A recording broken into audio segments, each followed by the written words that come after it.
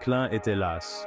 Une fatigue qui s'infiltrait jusqu'à la moelle, une lassitude de l'âme, le poids des secrets que je porte, la vigilance de chaque instant, tout cela me pèse.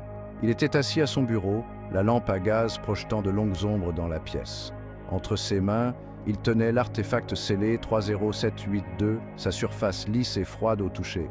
Il en parcourait les motifs familiers, chaque rainure un rappel du pouvoir qu'il renfermait, de la responsabilité qu'il représentait.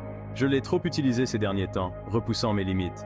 Le contre-coup est inévitable, une douleur sourde derrière les yeux, une tension constante dans les épaules. Il savait qu'il avait besoin de repos, mais le sommeil était une proposition dangereuse. Pas dans son domaine, pas avec les ennemis qu'il s'était créés. Pourtant, l'appel de l'épuisement était une force puissante, menaçant de l'engloutir. Il luttait contre la vague montante de la fatigue, attrapant une fiole d'huile de Kellag. L'arôme âcre emplit ses sens, tandis qu'il en appliquait soigneusement quelques gouttes sur ses tempes. Cela ne lui accorderait pas un véritable repos, mais le maintiendrait en alerte pendant quelques heures encore. Juste assez de temps pour terminer ses rapports, pour se préparer aux tâches du lendemain. Un coup à la porte me tira de mes pensées. C'était Fry, mon informateur fiable, les yeux brillants de nouvelles. Fry entra, ses mouvements rapides et silencieux, contrastant avec la lassitude qui s'accrochait à Klein. Il présenta ses découvertes, ses paroles, un murmure dans la pièce silencieuse, des informations importantes, vitales pour les enquêtes en cours de Klein. Malgré l'huile de Kellag, le sommeil finit par gagner Klein. Il sombra, non pas dans l'oubli paisible dont il rêvait, mais dans un paysage onirique, surréaliste et troublant. Les rues familières de Backlund étaient déformées, les bâtiments allongés, projetant des ombres grotesques dans le clair de lune éthéré. Je me suis retrouvé face à face avec Dunn, mon mentor, mon ami. Mais quelque chose n'allait pas. Les yeux habituellement bienveillants de Dunn étaient froids, son sourire une parodie grotesque de sa chaleur habituelle. Tu ne peux pas échapper à ton destin. Klein essaya de parler, de se libérer du cauchemar, mais ses mots moururent dans sa gorge, piégés dans l'étreinte suffocante du rêve. Puis un léger rire échappa aux lèvres de Klein, un son si inattendu, si déplacé dans le cauchemar, qu'il sembla fissurer la façade. On dirait que tu t'es trompé de réplique, vieil ami.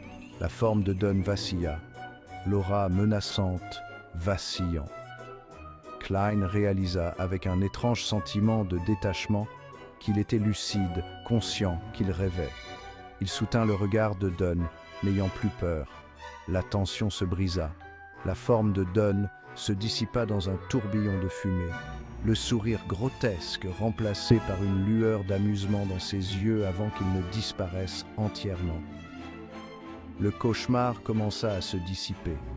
Le paysage urbain déformé, s'estompant, remplacé par la vue familière du plafond de sa chambre.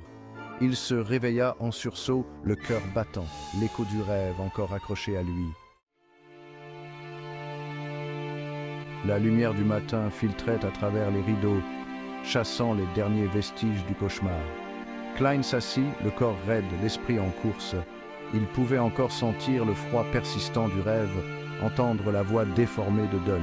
Ce n'était qu'un rêve, une manifestation de ma fatigue et de la pression constante. Il chassa le malaise, se rappelant la journée chargée qui l'attendait. Il avait du travail. Il se leva, la routine familière de la toilette l'ancrant dans le présent. Il prépara son petit déjeuner, l'acte simple étant un rituel réconfortant dans sa vie par ailleurs chaotique. Il passa en revue les tâches à accomplir, rencontrer à nouveau Fry pour discuter des derniers développements, se rendre à la bibliothèque pour ses recherches en cours et, si le temps le permettait, commencer à déchiffrer le dernier message codé qu'il avait intercepté. Chaque tâche était une pièce du puzzle, un pas de plus vers la résolution des mystères qui le consumaient. Encore une journée bien remplie, mais chaque détail compte. Il quitta son appartement, s'engageant dans les rues animées de Backlund. La ville s'éveillait, l'air empli des cris des vendeurs ambulants, du cliquetis des calèches sur les pavés et du carillon lointain d'une cloche d'église. Il se fondit dans la foule, une silhouette anonyme dans l'étendue urbaine. Mais sous la surface, son esprit s'activait, analysant, élaborant des stratégies toujours en avance, planifiant toujours son prochain mouvement. Bonjour, Klein. Prêt pour une nouvelle série de mystères? Toujours, Fry, allons-y. C'était une vie fatigante, pleine de dangers et d'incertitudes, mais jamais ennuyeuse. Chaque jour apportait de nouveaux défis, de nouveaux mystères à élucider. Et tandis qu'il se dirigeait vers son premier rendez-vous, une lueur d'excitation scintilla en lui. Je n'échangerai cette vie pour rien au monde. C'est la vie que j'ai choisie, la vie à laquelle je suis destiné. Il était Klein Moretti et il était prêt à affronter tout ce que l'inconnu lui réserverait.